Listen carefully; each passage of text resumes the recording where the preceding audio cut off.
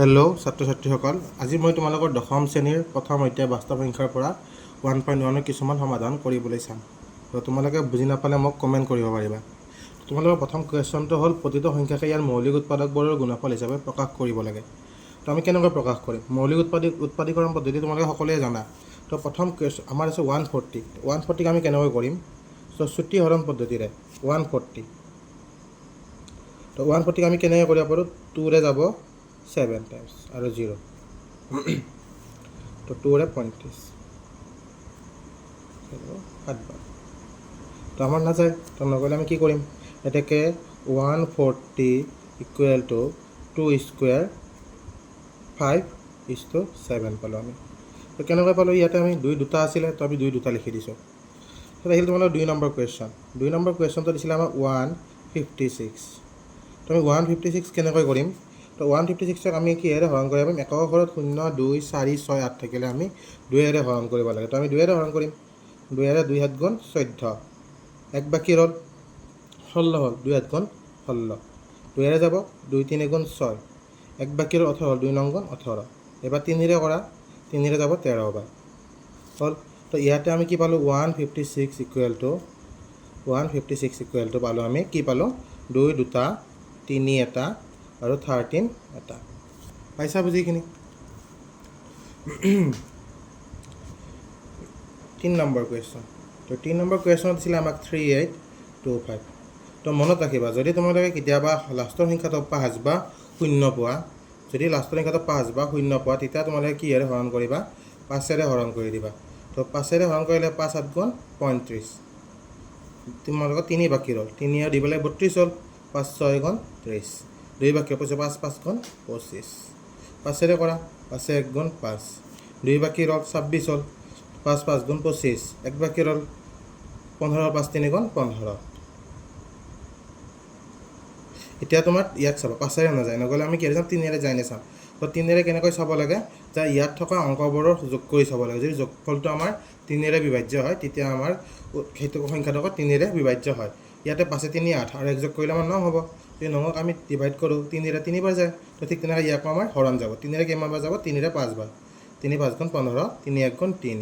তাৰপিছত তোমাৰ 3ৰে যাব 17 বাৰ, 3 1 গুণ 3, 2 বাকী 21 হ'ল, 3 7 গুণ 21। ইয়াৰ পৰা আমি কি লিখিব পাৰোঁ?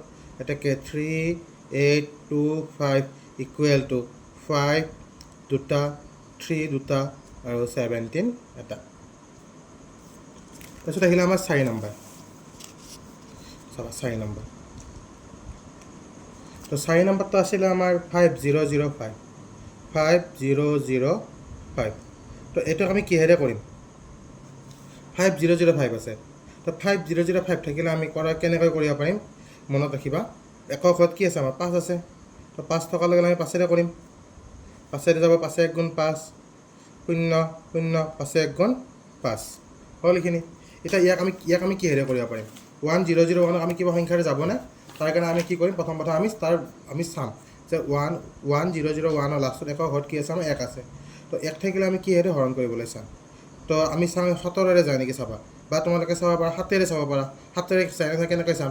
7ৰে আমাৰ 7 1 গুণ 7, চাবা 7 1 গুণ 7, কিমান বাকী ৰ'ল? 3 বাকী ৰ'ল, 30 হ'ল, 7 4 গুণ 28, 2 বাকী ৰ'ল 21 হ'ল, 7 3 গুণ 21 হ'ল এইখিনি। 7ৰে গ'ল। এতিয়া এইখিনি কিহেৰে যাব তোমালোকৰ? এইখিনিক চাবা আমাৰ 11ৰে যায় নেকি চোৱা, 11ৰে 11 1 গুণ 11, 3 বাকী ৰ'ল 33 হ'ল, 11 3 গুণ 33। তো আমি কি পালোঁ? ইয়াৰ পৰা 5005 equal to 5 into 7 into 11 into 13। তোমাৰ নেক্সট কুৱেশ্যনটো কি আছে? আমাৰ নেক্সট কুৱেশ্যনটো আছে আমাৰ ইয়াতে চোৱা, নেক্সট কুৱেশ্যন আছে 7429। তো 7429ক আমাৰ কিমান বাৰ যাব? তো তাৰ কাৰণে আমি কি কৰি চাম? আমি প্ৰথম আমি চাম সংখ্যাটো কি আছিলে ইয়াতে 17। 17ৰে কিমান বাৰ যাব তোমাৰ? এনেকৈ চাবা যে 17ৰে কিমান যাব? 437 বাৰ যাব। চ' 19ৰে কৰা, 19ৰে কিমান বাৰ যাব তোমাৰ? 19 2 কিমান হ'ব? 38 হ'ব, 5 বাকী ৰ'ল, 5 বাকী ৰ'লে 57 হ'ল, 57 হ'লে 19ৰে কিমান বাৰ যাব? 19 3 গুণ 57 হৈ গ'ল এইটো। তো তোমালোকৰ 1 নম্বৰ চলিউশ্যনটো কমপ্লিট হৈ গ'ল। নেক্সট কুৱেশ্যনটো আছিলে 2 নম্বৰটো 510 আৰু 92ৰ মাজত লসাগু আৰু গসাগু উলিয়াব লাগে।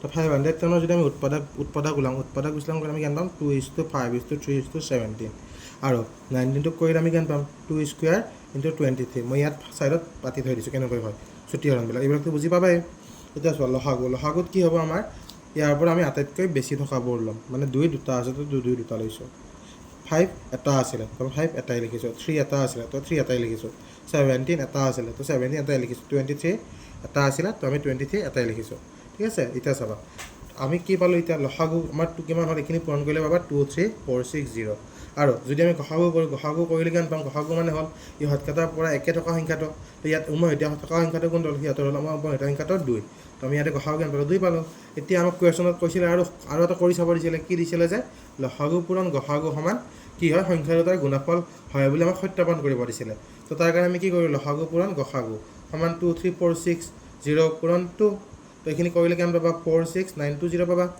ঠিক তেনেকৈ সংখ্যা দুটাৰ পূৰণফল কিমান হ'ব 5 1 0 ইনটু 92 এইখিনি কৰিলে হ'ব 4 6 9 2 0 ইয়াৰ পৰা আমি কি দেখা পালোঁ যে লসাগু পূৰণ গসাগু সমান সংখ্যা দুটাৰ পূৰণফল 3 নম্বৰ কুৱেশ্যনটোত দিছিলে কি যে মৌলিক উৎপাদীকৰণ পদ্ধতিৰে অতলৰ অখণ্ড সংখ্যাবোৰৰ লসাগু আৰু গসাগু উলিয়াব লাগে তো লসাগু আৰু গসাগু কেনেকৈ উলিয়াম আমি প্ৰথমটো দিছিলে 12 15 আৰু 21 তো আমি 12ৰ উৎপাদক কৰিলোঁ কিমান হ'ব উৎপাদক ওলালে 3 ইনটু 2 স্কুৱেৰ 15 পাবা 3 ইনটু 5 21 পাবা 3 ইনটু 7 আমি ইয়াতে ছাইডত ওলাই থৈ দিছোঁ এইবিলাক ছুটিহৰণ কৰি পেলাই এতিয়া চাবা এটাকে লসাগু মানে কি হ'ব লসাগু মানে হ'ল ইয়াৰ পৰা আটাইবোৰ ল'বা মানে আটাইবোৰ মানে কি হ'ব যদি আমাৰ 3 কিমানটা আছে আমি সেইটো ল'ব লাগিব 3 আটাইতকৈ বেছি 3 আছে এটা তো আমি 3 এটা ল'ম 2 কেইটা ল'ম 2টা ল'ম 5 এটা ল'ম আৰু 7 এটা ল'ম গোটেইখিনি তোমালোকে পূৰণ কৰি দিয়া কিমান পাবা 4 2 0 পাবা ঠিক তেনে গসাগু আছে আমাৰ কিমান ইয়াতে 3 হৈ গ'ল তাৰপিছত আহিলে আমাৰ নাম্বাৰটোত দিছিলে 17 23 আৰু